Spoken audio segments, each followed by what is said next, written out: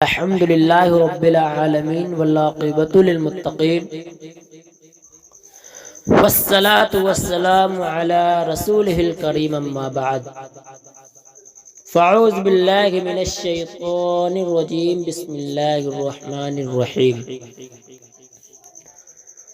ولا تقولوا لمن يقتل في سبيل الله أموات بل أحياء ولكن لا تشعرون صدق اللہ العظیم وبلغنا رسولہ النبی الامین المتین المبین الکریم ونحن على ذلك لمن الشاہدین والشاکرین والحمد للہ رب العالمین۔ بادئ توحید کے متوالوں، شمع رسالت کے پروانوں، غوث و خواجہ کے دیوانوں، اولیاء امت کے جانثاروں، آئیے سب سے پہلے آقا نامدار شہنشاہ ذی وقار محبوب رب العالمین صلی اللہ تعالی علیہ وسلم کی بارگاہ بے کشف میں درود و سلام کا ہدیہ نثارت پیش کریے، پڑھیے باوجہ بلند۔ اللہم صلی علی سیدنا شفینا نبینا حبیبنا کریمنا صلو علیہ الصلاۃ والسلام علیک یا رسول اللہ صلی اللہ تعالی علیہ وسلم۔ معزز سامعین اکرام، قتل حسین اصل میں مرگ یزید ہیں، قتل حسین اصل میں مرگ یزید ہیں، اسلام زندہ ہوتا ہے ہر کربلا کے بعد۔ امام حسین کی شہادت پر ڈھول بجانے والوں، امام حسین کی شہادت پر ماتم کرنے والوں، اگر تمہیں ڈھول بجانا اور ماتم کرنے کا اتنا ہی شوق ہے تو شوق سے کرو، مگر ایک شرط ہے، جب تمہارے گھر میں تمہارے 18 سال کے جوان بیٹے کا جنازہ اٹھے تو اس وقت ڈھول بجانا، اس وقت ماتم کرنا، اس وقت تو تمہارا مسکرانا بھی تم بھول جاتے ہو، لیکن امام حسین کی شہادت پر ڈھول ماتم کرتے ہو، تماشے کرتے ہو، بینڈ منگواتے ہو، شرم نہیں آتی؟ تم کہتے ہو ہم حسینی ہیں، تم کیسے حسین کے سامنے کھڑے ہو گئے؟ کل قیامت میں حسین کو کون سا منہ دکھاؤ گے؟ قتل حسین اصل میں مرگ یزید ہیں، اسلام زندہ ہوتا ہے ہر کربلا کے بعد۔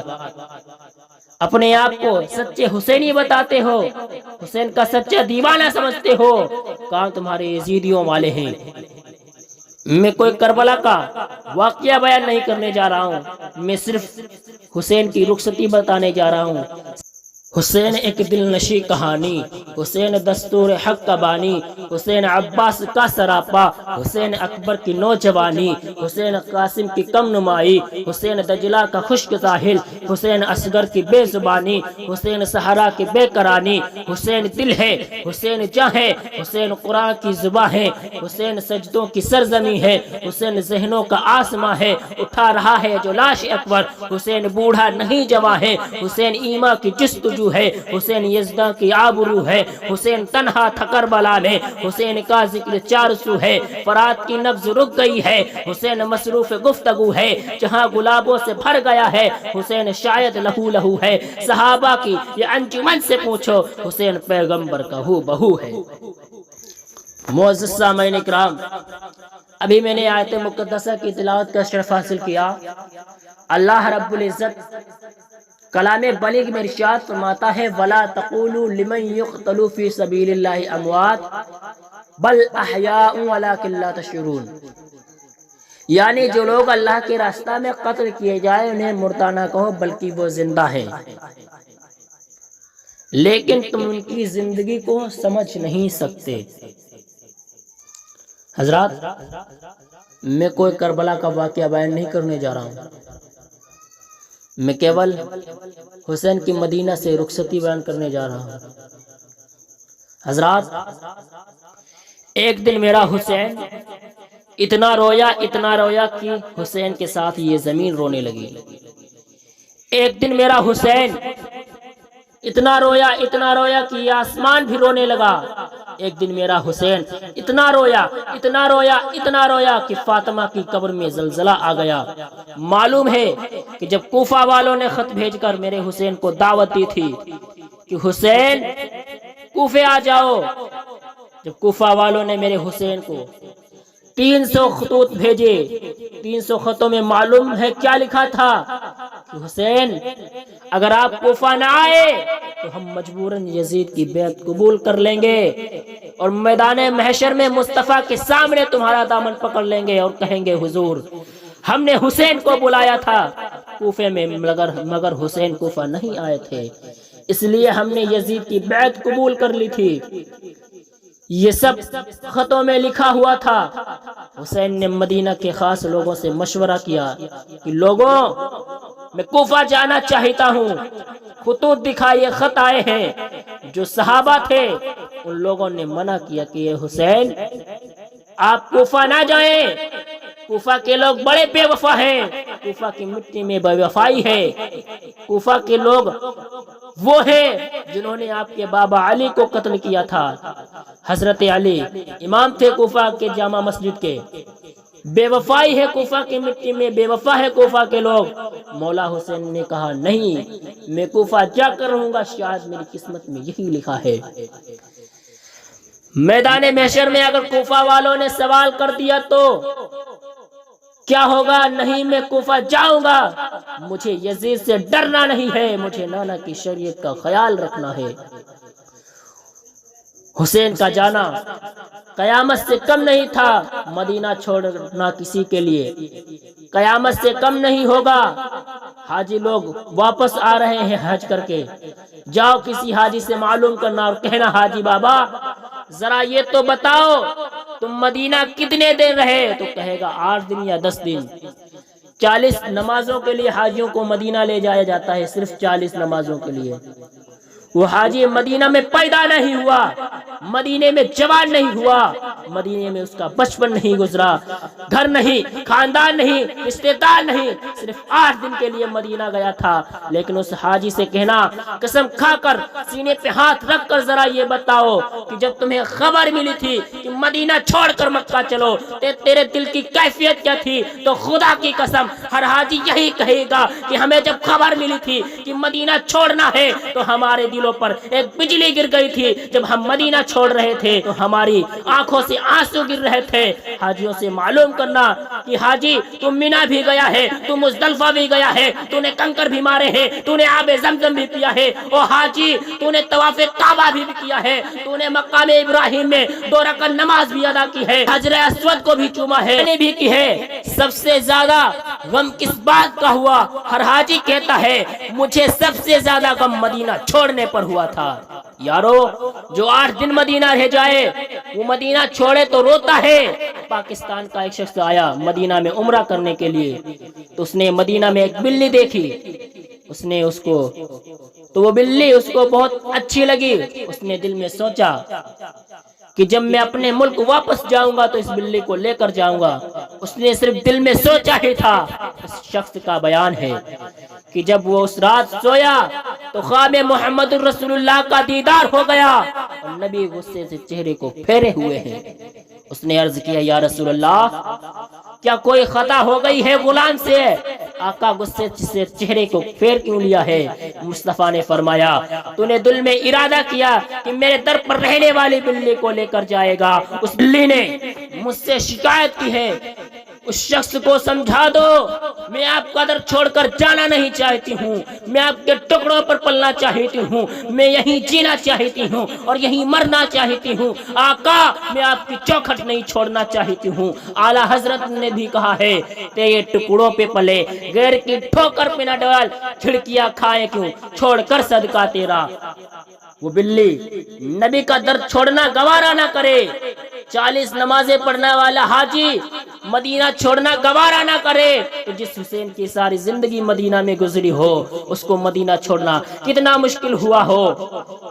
ذرا دل پر ہاتھ رکھ کر بتاؤ اور سوچو، جس حسین کا بچپن مدینہ میں گزرا ہو، جس حسین کی ساری زندگی مدینے میں گزری ہو، اس کو مدینہ چھوڑنا کتنا مشکل ہوا ہوگا۔ لوگوں جب حسین مدینہ چھوڑا ہوگا تو دل پر کیا گزری ہوگی اس کا اندازہ کوئی نہیں لگا سکتا۔ حسین کی رخصتی مدینے سے کچھ اس طرح ہوئی ہے، حسین نے اپنے گھر والوں کو تیاری کا حکم دے دیا، سارے گھر والوں نے سامان باندھ لیا۔ ان گھر والوں میں علی اصغر بھی ہیں، انہی میں زین العابدین بھی ہیں، انہی میں اصغر بھی ہے، اسی میں زینب بھی ہے، اسی میں عون و محمد بھی ہے، اسی میں میرے حسین بھی ہیں۔ حسین نے اپنے گھر والوں کو سے کہا سب کو کل نکلنا ہے، سب نے تیاریاں کر لی۔ رات آئی، عشاء کی نماز پڑھ کر حسین نے سب کو تلقین کر دی تھوڑا سا آرام کر لو۔ سب آرام کرنے لگے، اپنے اپنے بستروں پر چلے گئے، جانور اپنے آشیانوں میں چلے گئے، چڑیاں اپنے گھونسلوں میں آ کر آرام کرنے لگی۔ نبی کا نواسا آدھی رات، سارے گھر والے آرام میں ہے۔ میرا حسین اٹھا، اپنی ماں فاطمہ الزہرا کی مزار پر گیا۔ یہ وہ منظر قیامت سے کم نہیں تھا۔ حاجی 40 نمازیں پڑھ کر آئے تو چیخے مارتا ہے۔ جس حسین کا نانا مدینے میں ہو، ماں مدینے میں ہو، جس حسین کا بھائی حسن مجتبی مدینے میں ہو، اس حسین کا مدینہ چھوڑنا، جب اسے حسین کی مدینہ چھوڑنے کی باری آئی ہوگی تو دل پر کیا گزر رہی ہوگی۔ آدھی رات کا عالم ہے، میرا حسین اپنی ماں کی مزار پر ہے، اور ماں کی تربت سے لپٹ کر میرے حسین نے عرض کیا تھا ماں، نانا کی امت کے کچھ شریروں نے حسین پر مدینہ کی زمین کو تنگ کر دیا ہے۔ ماں، حسین ایسے عالم میں آ گیا ہے کہ حسین کے لیے مدینہ میں رہنا بہت مشکل ہو گیا ہے۔ صبح کو تیرا حسین مدینہ چھوڑ رہا ہے۔ روزانہ حسین کی ماں کی تربت پر حاضری ہوتی تھی۔ ماں، روزانہ حسین جنت البقیع آ کر تیری تربت کو دیکھ کر حسین کو سکون ملتا تھا، لیکن اب حسین کو یہ مدینہ چھوڑنا ہے۔ ماں، حسین کے لیے دعا کر کہ حسین سے کربلا میں بڑے بڑے امتحان لیے جائیں گے۔ حسین سے کبھی علی اکبر بھی مانگا جائے گا، ماں کبھی حسین سے علی اصغر بھی مانگا جائے گا، ماں کبھی حسین سے قاسم بھی مانگا جائے گا، اور ماں کبھی حسین سے عون و محمد بھی مانگے جائیں گے۔ بڑی سختیوں سے حسین کو گزارا جائے گا۔ ماں، اگر میں تیری گود میں رو لیا کرتا تھا تو نانا مصطفیٰ آ کر کہتے تھے او فاطمہ، حسین کو رونے مت دیا کرو، جب حسین روتا ہے تو مجھے تکلیف ہوتی ہے، لیکن کربلا میں کوئی کہنے والا نہ ہوگا۔ تاریخ گواہ ہے کہ حسین کی کپ کپی والی آواز نے جنت البقیع میں ایسا عالم کر دیا تھا، ایسا لگتا تھا کہ فاطمہ الزہرا کی قبر میں زلزلہ آ گیا ہو۔ آواز آئی تھی بیٹا حسین، میں تجھ سے بے خبر نہیں ہوں میرے لال، میں تجھ سے باخبر ہوں۔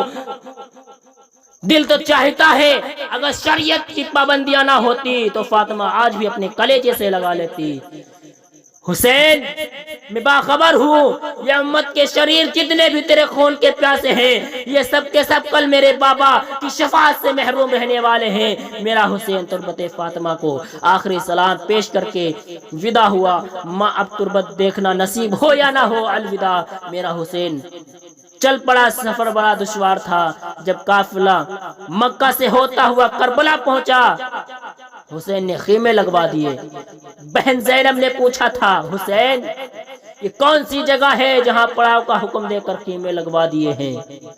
حسین نے کہا یہی حسین کی آخری منزل ہے، یہی وہ میدان ہے جس کو کربلا کہا جاتا ہے، جہاں حسین کے لاشے پر گھوڑے دوڑائے جائیں گا۔ یہی وہ کربلا ہے جہاں علی اکبر کا کلیجہ چیرا جائے گا۔ یہی وہ کربلا ہے جہاں قاسم کی جوانی لوٹی جائے گی۔ یہی وہ کربلا ہے جہاں عون محمد کا بچپنا چھینا جائے گا۔ یہی وہ کربلا ہے جہاں کے کٹے ہوئے لاشوں پر تجھے پہرا دینا ہے۔ یہی وہ کربلا ہے۔ آج تو ڈھول تماسے بجاتے ہیں، میں ان سے کہتا ہوں ذرا دل پر ہاتھ رکھ کر سوچو، یہ تم حسین کے محبت میں بجا رہے ہو یا حسین کی بغاوت میں؟ دل پر ہاتھ رکھ کر سوچنا، پھر فیصلہ کرنا کہ باجا بجانا جائز ہے یا حرام ہے۔ حضرات، یہ باجا اسی وقت بجا تھا جب یزیدوں نے سارے اہل بیت والوں کو قتل کر دیا، حسین کے رفقوں کو شہید کر دیا تھا۔ جب حسین سب کے شہداء کے سروں کو دمشق لے جایا جا رہا تھا تو یزیدیوں نے باجا بجایا تھا۔ آج وہی مسلمان بھی کام کر رہا ہے، تو سوچو تم میں اور یزیدیوں میں کیا فرق رہ گیا۔ میری دعا ہے رب قدیر ہم سب کو اہدنا الصراط المستقیم پہ چلنے کی توفیق و رفیق عطا فرمائے۔ استغفر اللہ ربی من کل ذنب و اتوب الیہ۔